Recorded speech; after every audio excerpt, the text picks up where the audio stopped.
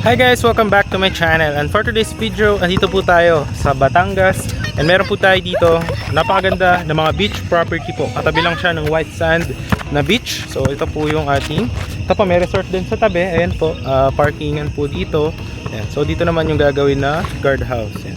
Ito po is going to Barangay Road. Pag diniretso nyo po yan, around 3 to 4 minutes is highway na po. Then from Tagaytay is exactly 1 hour. Ayan. So depende na po yan kung traffic or rush hour. Ayan. So pupunta po tayo, ipapakita ko sa inyo yung mga available lots po natin. Ayan. Alright. But habang naglalakad tayo is ipapakita ko sa inyo yung drone shot na itong property na to para makita nyo kung gaano siyang kalapit sa beach and gaano kalaki itong property na to. So ayan, papakita ko yung drone shot in 3, 2, 1. Ito po yung video na yan.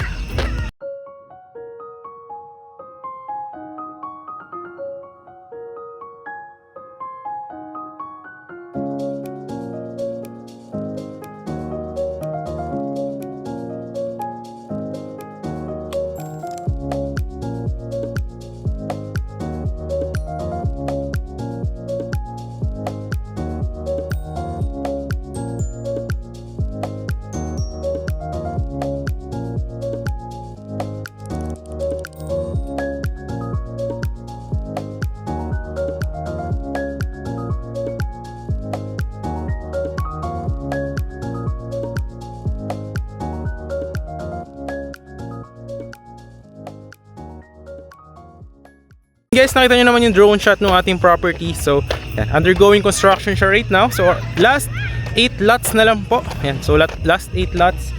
Kung nakita nyo, ang dami pong nakapark. So, good siya for future. Pwede nyo siya ipa-Airbnb. Magawa kayo doon ng mga pool. Tapos, maliit na house. Then, ipa-Airbnb nyo. So, ganyan siya. Ayan, makita nyo naman yung parking dito. Ayan guys, so. Ayan. So, yan yung parking. Kasi hindi nakasya doon sa loob ng resort. Ayan, doon sa loob. Ayan. Alright. So actually dito, ayan kung nakita nyo yung mga concrete roads, ganyan din yung gagawin doon sa mga available lots natin. So last 8 lots na lang siya. Ayan. Actually may mga ano dito, nagpapagawa na rin ng house. Ito makita nyo dito. Ayan guys So ayan, yung nagpapagawa na ng house. Ayan. So any house design naman siya. Ayan, may isa bungalow. Ayan. So ayan, palabas yan dyan. So dyan yung magiging entrance. Ayan. Alright.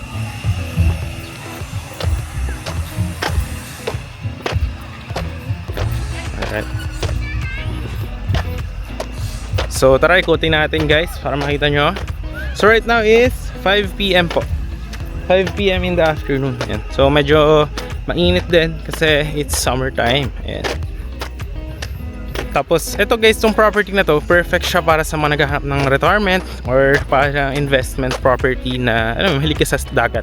Kasi yung mga lot owners dito is free access sila dito sa may white sand beach dito. Tapos gagawin pa yun ng exclusive na swim area for the lot owners. Ayan. So pakita ko sa inyo dito, ayan, undergoing construction. Ayan Alright.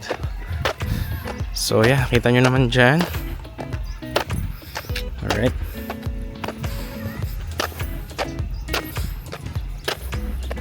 So guys, yun doon, diba doon yung entrance. Ayan, dyan yung guardhouse. Dito yung pasukan pag sa future pag may guardhouse na yan. Yung resort nandyan sa tabi, diba? Ayan. So ang mga lot owners is from their property, ang access nila papunta sa beach is going here. Yan.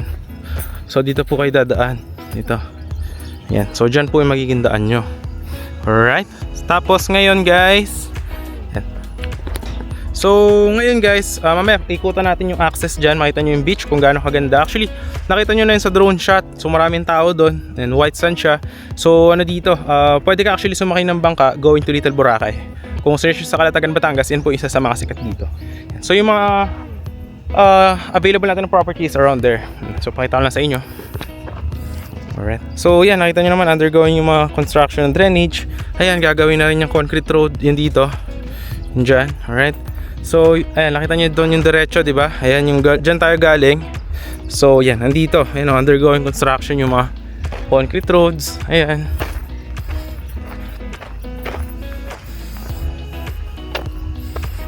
Ayun yung pinakita ko sa inyo kanina na house, yung napapagawa. Ayan.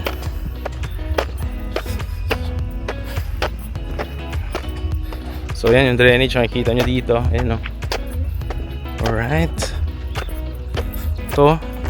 So, tinatapos yung mga concrete roads. Ayan.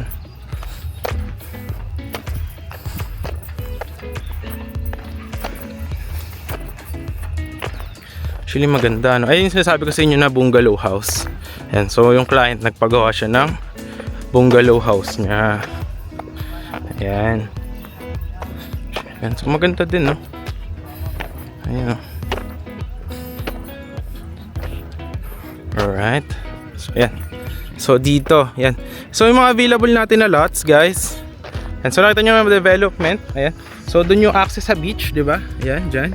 So, yung available lots natin, onti na lang do. So, last 8 lots. So, meron dito. Ayan. Meron dyan. Around there. Ayan, sa gitna banda. Ayan, sa may gitna banda. Eh, nandun sa likod, meron din. Available banda dun sa likod. So, malapit lang actually siya kung gagaling ka ng beach. Ayan. So, maganda, no? Lakaran natin para makita nyo din.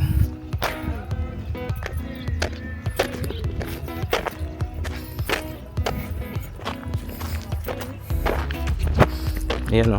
Ito yung mga equipment. Ayan, o. Alright, so ongoing construction siya. Ayan.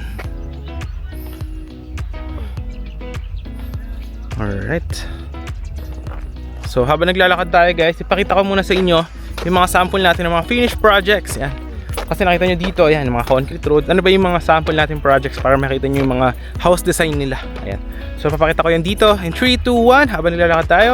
So here is the finished projects.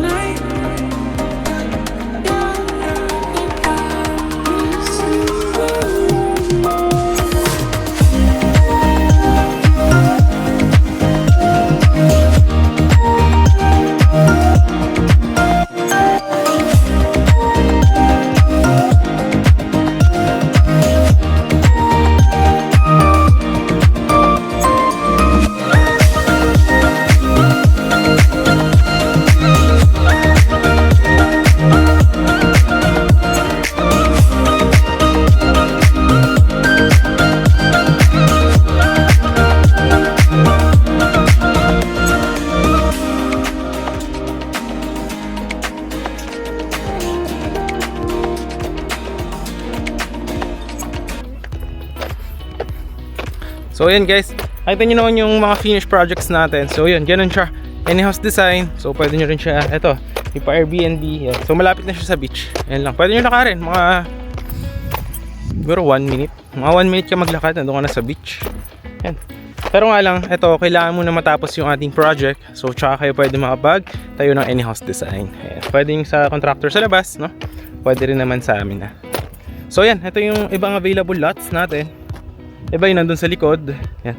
So undergoing lang yung ating concrete roads. Yan. So yan, may available dun sa may likod dun, oh. Yan dyan. Alright. So pakita ko pa yung ibang available lots. Yan. Yan. So kikita nyo yan dyan, oh. Ganda, no? So yan, may available lot pala dun. Dalawa. Yan. Dito may isa dyan. Gagawan dyan ng concrete road.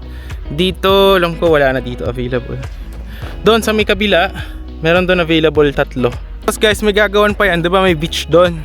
So gagawan pa actually yan dito ng isa pang swim area sa mga lot owners around here. Nakaturo ko sa inyo. So dyan, around dyan, yan. Meron dyan na gagawing swim area. Kasi dyan na dagat na halos yan.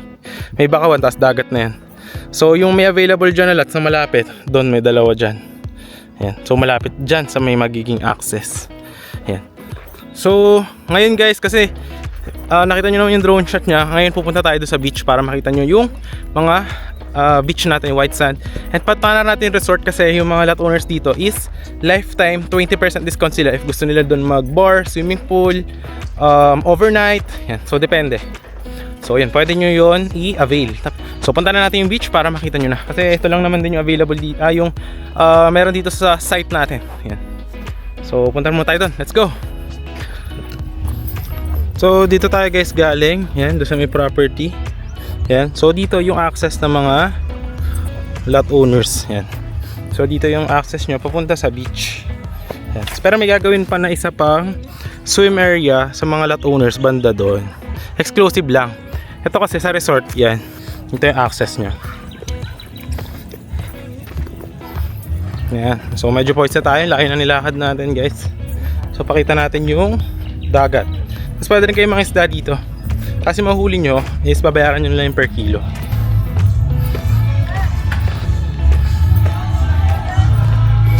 Ayan. So may mga showeran. Ayan. Daming tao ngayon sa swimming. Ayun o.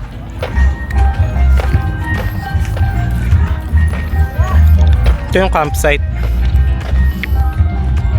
Ayan. Ito yung resort. Ayan. Ito yung pwede kayo mag-fishing. Ito, dito. Ayan. Ayan. So maganda siyang investment. Sa future, pwede mo pa Airbnb yung property mo kasi maraming tao dito.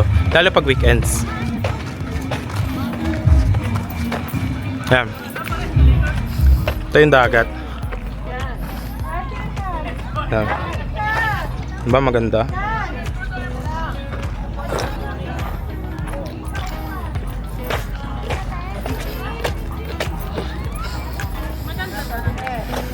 Ayan, yung dagat.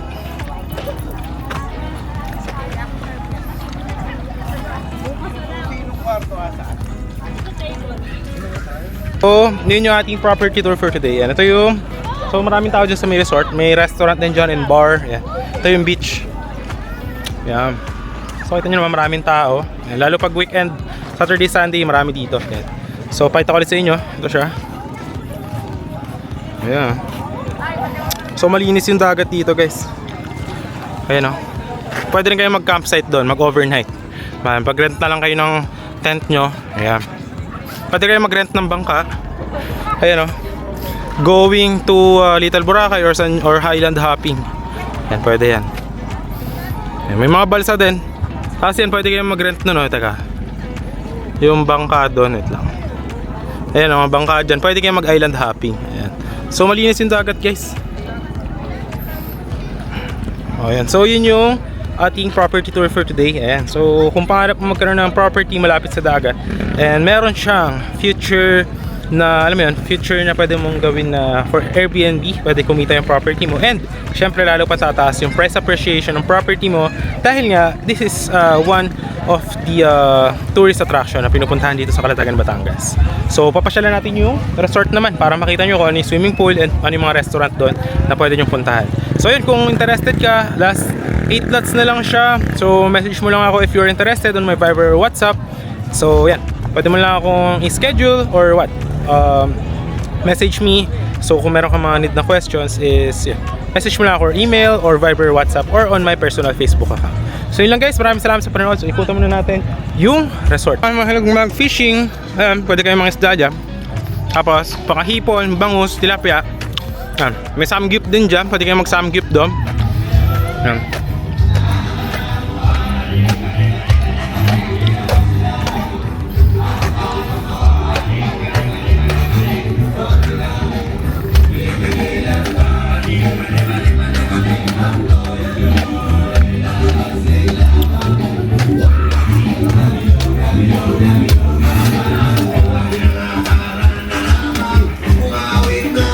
Dito guys, may nag-ano din dito. Yung nakita pagkagabi, kumakanta, live band.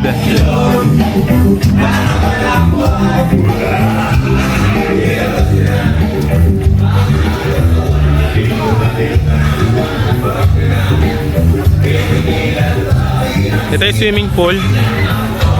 So dito yung swimming pool guys. Ayan.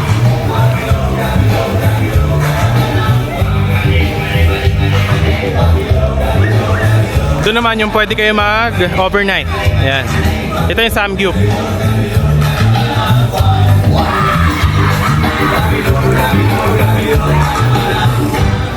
Tranquility Base here, the Eagle has landed. Rocket Point, Tranquility, we copy you on the ground. You got a bunch of guys about to turn blue. We're breathing again. Tranquility. So dito yung bar and restaurant. Ayan, pwede kayo dito pumasok. E for patatas. Pistachio Daddy. Go. Ito yung mga ano nila guys, menu. Ayan.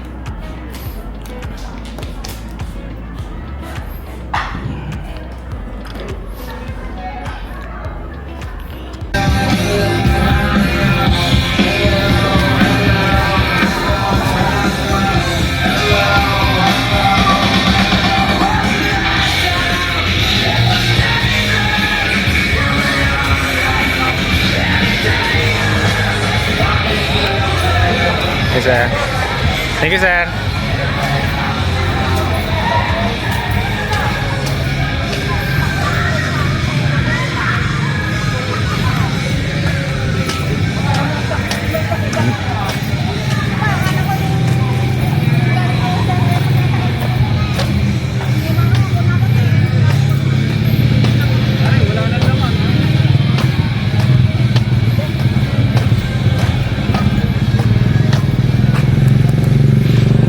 So yun lang yung ating video for today guys. So maraming salamat sa panonood. And if you are interested, message me on Viber or WhatsApp.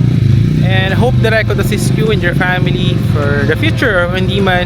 And so sana maabutan nyo pa yung last na remaining lots natin na napakaganda investment. Malapit sa beach dito sa Calatayan, Batangas. So yun lang guys, maraming salamat sa panonood.